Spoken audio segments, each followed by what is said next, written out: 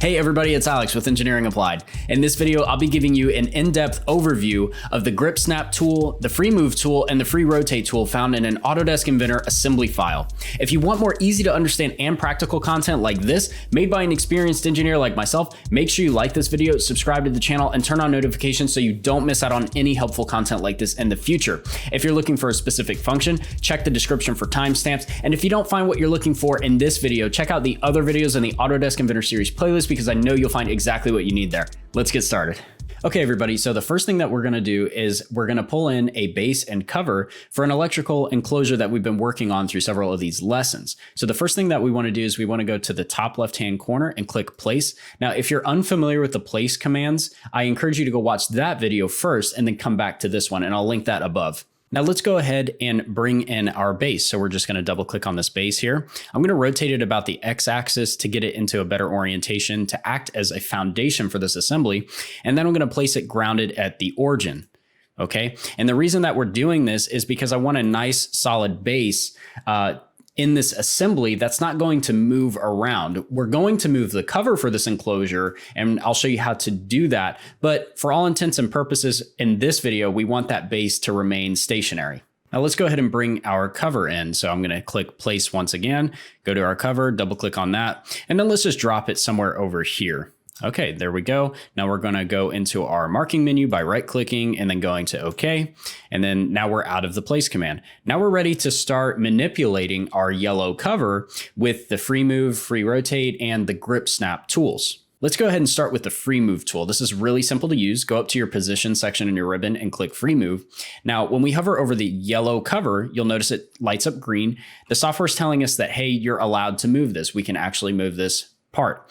But when we hover over the orange piece, we only get a push pin with a little ground symbol next to it, next to our mouse cursor, okay? And that's basically saying, hey, this is grounded and it will not move at this time.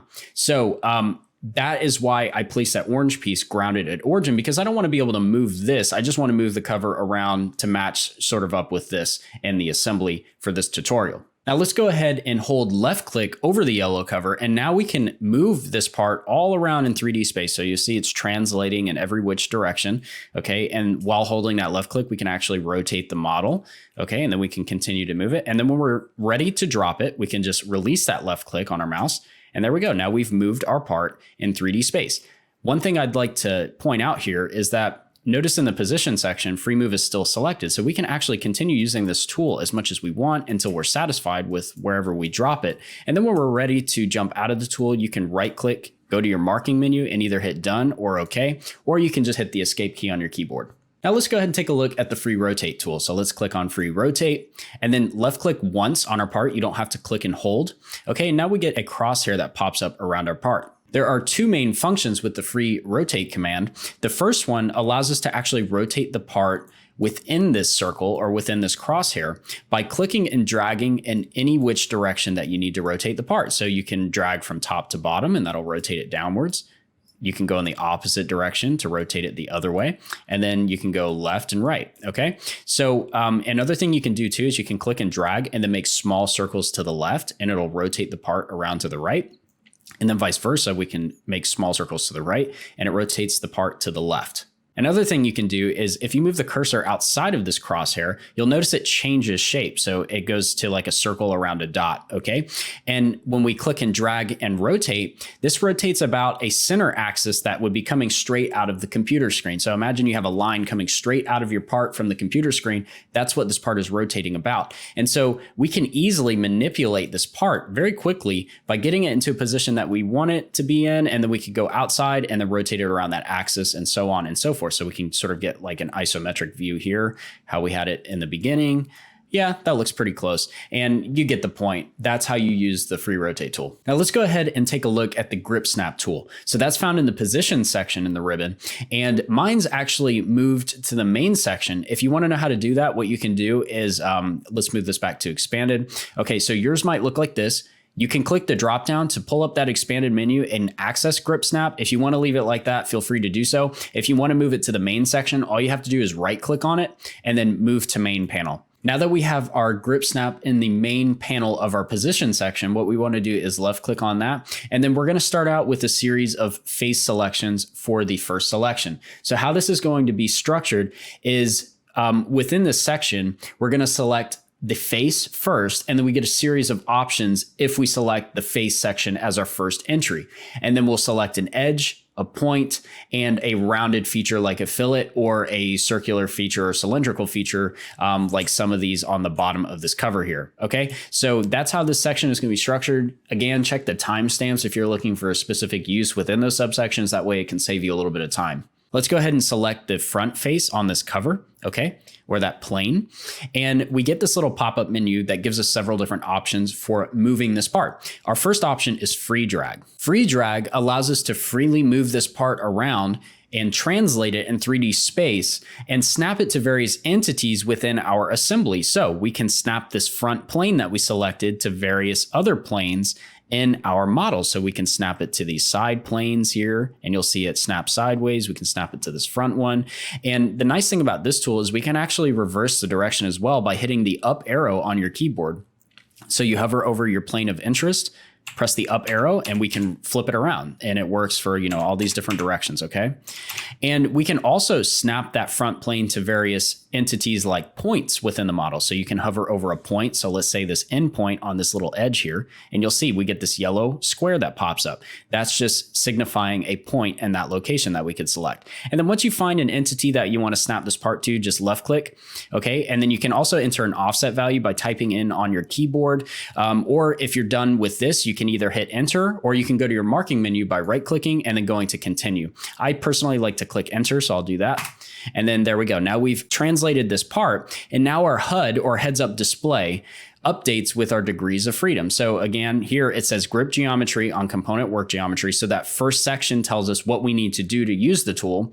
And then the last little section there tells us our degrees of freedom that are still, you know, available to move. Okay. So now we've translated our part using the free drag tool. Let's take a look at the other options. On a side note, I wanted to point out that you can also snap a plane to a line entity, such as an edge within your part. So we can just show you that real quick, select that front plane, go to free drag, and then we can hover over these various line entities, left click to snap it, hit enter to enter that offset, and there we go. The next option when selecting a plane as your first selection is the drag planar option. So let's click on that. And essentially all this does is it moves that part along that initial plane that you selected. Okay. And if we rotate this sideways, you'll see it sort of pops in and out of view when we leave that plane. So let's just rotate it back this way. And now we can see easily the part translating along that plane. Left click to drop it. And then you can right click to go into your marking menu and click OK to finish that command. Let's take a look at our next option. It is move planar using reference geometry. So it does the same thing as the previous option. However, we can use reference geometry to set that offset. Okay, so let's click on that. And let's go ahead and pick up some reference geometry to use as our offset. So when picking reference geometry, we can pick up 2 points. So, and you'll notice, look at the HUD, it says select 2 points or line to define offset. So again, your HUD tells you exactly what you need to do to utilize this command. So let's go ahead and select 2 points, that first yellow square and this yellow square. Now notice that offset, okay? The distance between the 2 points sets that offset. Once you have your second point of interest, you could just left click and it sets that offset. And then we can right click and then go to back. And let's actually try that again, but with a line entity. So we can pick up a line and the length of that line sets that offset. And then again, you can reverse the direction by hitting the up arrow key on the keyboard. So let's do that. So we can move it back and forth. Let's move it to the right by that distance of that line or the length of that line. Left click, and then you can right click to go into your marking menu, and then we can click OK to finish the command. Next, we have the drag along normal command. So we click on that, and then we could basically drag this part along that normal axis that comes directly out of the plane that we selected. Okay, so it just moves straight along that line. We could either type in an offset or just left click. So let's just left click, and there we go. And then you can right click, go to OK, and then now we finish that translation. The final option allows us to drag normal, but use reference geometry to set that offset. So it works just like the previous command, except we're picking up reference geometry. So let's click on that, and then let's pick up some reference geometry. So let's say we want to offset this backwards by the length of this edge here. So let's hover over this edge, and then let's just press the up arrow on the keyboard to reverse that direction. There we go. Now we've translated our part. Now we can right click, hit OK, and now we're done. Let's go back into grip snap. And now let's pick up a line as our first selection. So we'll just pick up this line at the bottom here. Okay, left click. And now we get a new set of options that are pertinent to our initial selection, which is a line. Our first option is free drag. And like the previous command, we can just left click once and then now freely move this in space, but we can snap it to various entities like surfaces, lines, so on and so forth. We can also pick up points if we want to do that as well. So let's go ahead and set this to be coincident with this line here. We can left click and then hit enter. And now we've placed our component. We can continue placing the component by combining other options as well. So we can select this face. Okay, go to free drag, and then we can pick this face to set it coincident with that and hit enter. Right click, go to OK, and now we finished 2 operations in 1 step. Our next option when selecting a line as our first entry is the drag along ray option. So let's click on that. And it essentially just slides it along that edge that we initially selected. You can type in a value to set that delta D or that offset value, or you can just press the left click on your mouse and drop it into place. Right click, go to OK to finish the command, or you can continue manipulating the part as you see fit. The next option is move along ray using reference geometry. So it works just like the previous option. However, this time we're going to pick up reference geometry to set that offset value. So let's left click on that. And then we can either pick 2 points. Okay, so we could pick up 2 points, or we could pick up a line. So let's just pick up a line and then let's flip the direction. Okay, so by pressing the up arrow key on the keyboard, we can flip the direction and then we could just left click. Okay, there we go. Now we finished that translation. Next, we can rotate this part around that original line. So we can use rotate about line to rotate this part around that edge that we initially picked up. We can enter an angle value, or we can just sort of move the mouse around and find a location for it and then left click. Once we do that, we can right click and exit the command by hitting OK. The last option we have available to us is the rotate about line using reference geometry option. So when we left click on this, we can pick up various reference geometry in our model to set that rotation value. So let's go ahead and do that now. Let's go ahead and rotate this by 90 degrees. And to do that, we'll pick the bottom face of this cover. Okay, and then let's pick the side face here. And then that's going to stand that part up on its end there. So we can left click and there we go. Now we've rotated the part by 90 degrees using 2 planes as reference geometry. This time we're going to select a point as our first selection. So let's go ahead and just pick this point here at the end.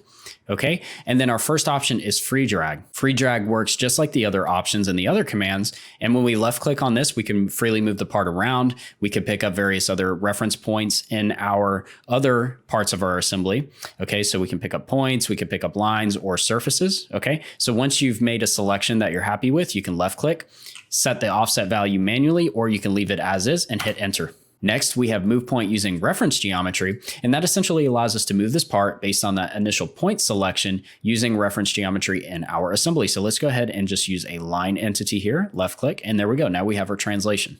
Again, I'd like to go ahead and point out that just because I'm using one reference geometry entity like a line or a set of points for each example doesn't mean there aren't other pieces of reference geometry that you can use. I'm just using one per example just to keep the timeline short for this video.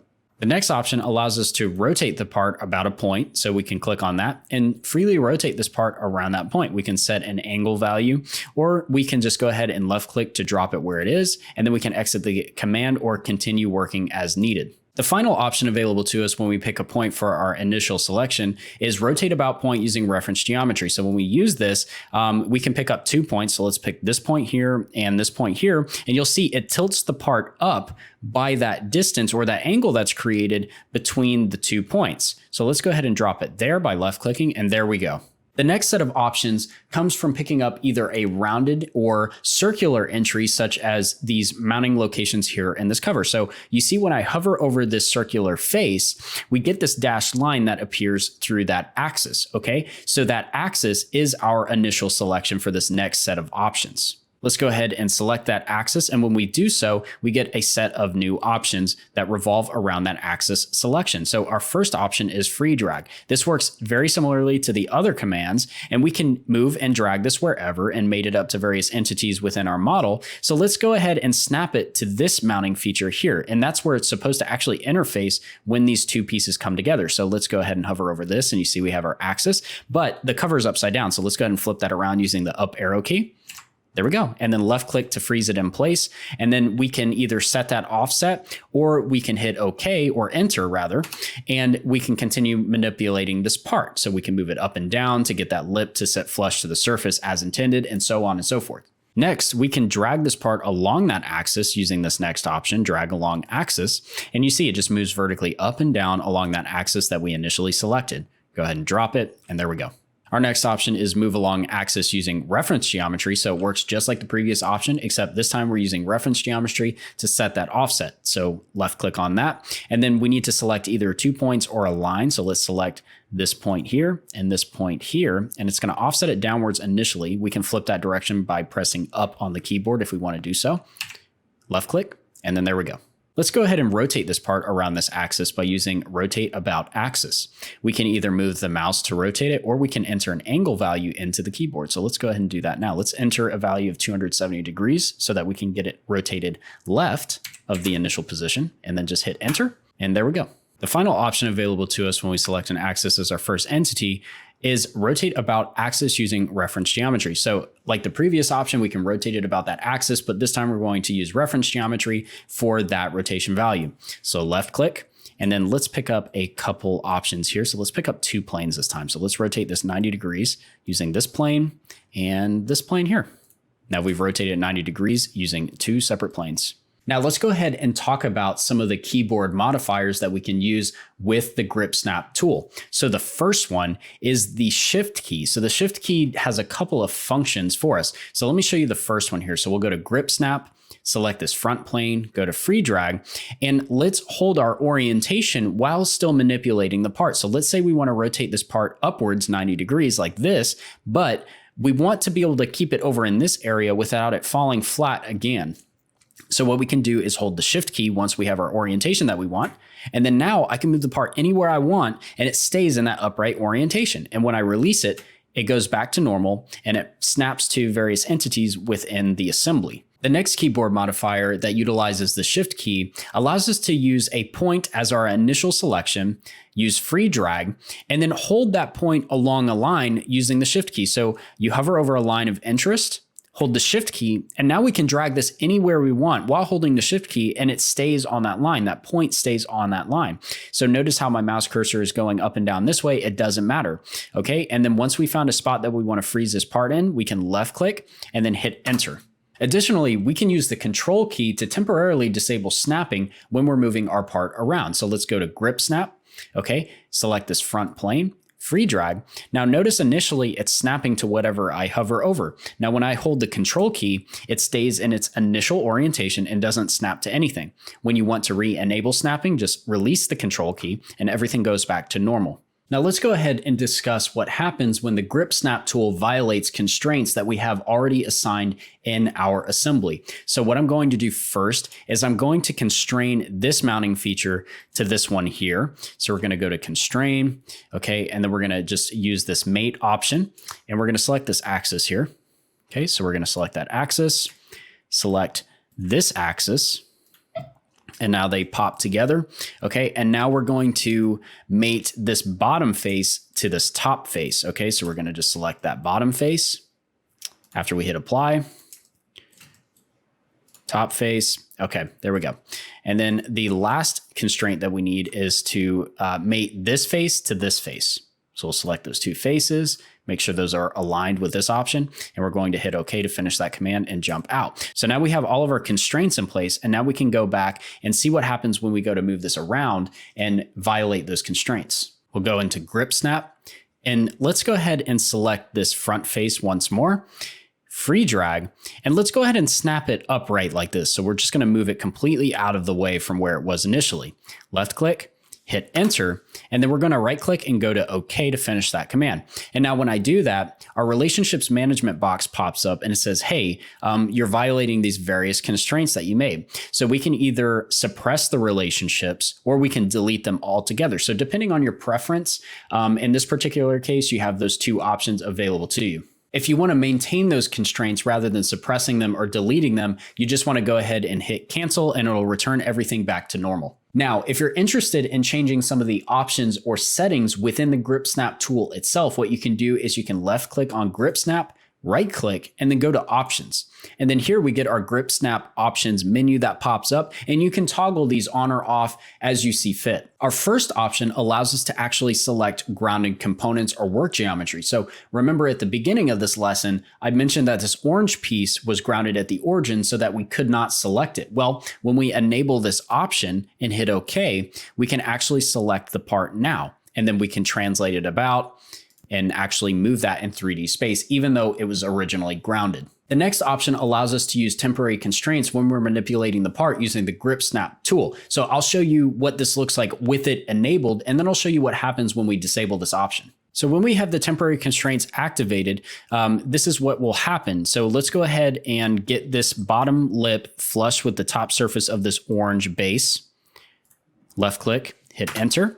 Okay, you notice it keeps that relationship between the bottom of this face and the top of this face. Now let's do another step. So we want this to be even with the side face.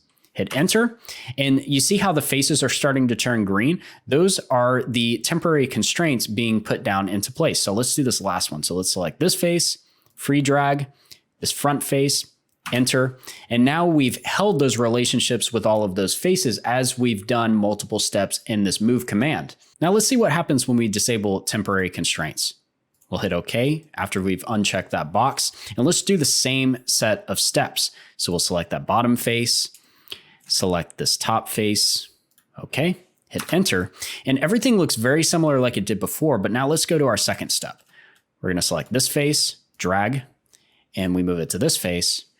Well, guess what? It lost those initial relationships that we had initially put. That's because there's no temporary constraints in place at this time. This next option displays the object in its original location when it's enabled. So we'll leave it enabled. I'll show you what that looks like, and then we'll disable it and then compare the two results. So we've got it enabled. We'll hit OK. Let's select this front face and just free drag this entity around 3D space. And you notice as I'm moving this around, the original part is frozen in space where it originally was. Okay, so then we can left click once we've found a location for this, and then it finally moves and that original location disappears. Now let's look at the other version of this when we disable this option. Let's go ahead and disable display object in original location and hit OK. Let's select this front face and free drag. When we do that, the original projection of the part is no longer there in 3D space. This next option allows us to either show or hide the degrees of freedom after we've selected our component. So we'll leave it enabled for this example. Click on the part and go to free drag. And you'll notice we have 3 degrees of freedom for translation and 3 degrees of freedom for rotation. Okay, and you see that on the end of the heads-up display or the HUD. When we disable this option and hit OK and select our part to move it, we no longer get the degrees of freedom readout as part of our heads-up display. This final option allows us to use free drag as the default selection when we move these parts using grip snap. So let's go ahead and toggle this on and hit OK. Then we'll select any part of this entity here or this part. And you'll notice it just goes straight into a free drag. Okay, so if you're typically using free drag over anything else, I recommend that you toggle this on. However, if you don't use this frequently and you want to maintain the maximum amount of control when using this utility, I recommend leaving this unchecked. Before I go ahead and close out this tutorial, I want to talk about the clear snaps option. So let's say that you're moving your part around. So let's select this bottom face here. Okay, we'll drag this down to this top face of the orange piece. Okay, left click and hit enter. And then let's pull this side over so that it's even with this side. And then hit enter. We can clear our selections by right clicking and going down to clear snaps. You left click on that and it clears all of those snaps that you initially had. Additionally, you can use the commit and ground option to not only solidify the movements that you've created, but you can ground the part or you can fix the part in 3D space within your assembly. So let's go ahead and do that now. We'll go to grip snap. We're going to select this bottom face, free drag. Okay, we're going to pull it down to this face, enter, move this face even with this face here on the side. Okay, hit enter, rotate this around, and we're going to even up this front face with the front face of the orange piece here and hit enter. So now that I've got all my settings in place, what I want to do is right click and go down to commit and ground. And when I do that, it applies that command and it grounds this top component. So you see when I hover over this, I get the little push pin with the ground symbol next to it. It means that this is now grounded and I cannot move it at this time. That's all for this segment of the Autodesk Inventor assembly creation module, where I gave you an overview of the grip snap tool, the free move tool, and the free rotate tool. I really hope that you found this tutorial to be helpful and that you put what you've learned into practice so you can continue developing your skills as you work your way through these lessons. Also, before you watch the next video in the series, make sure you subscribe to my channel and turn on notifications to stay up to date on future content that will help you create the future you want for yourself. And of course, don't hesitate to leave a comment or reach out via my website contact page and let me know if there's anything else you'd like to learn about or see on this channel. I really appreciate you choosing to stop by and learn with me, and I'll see you again soon.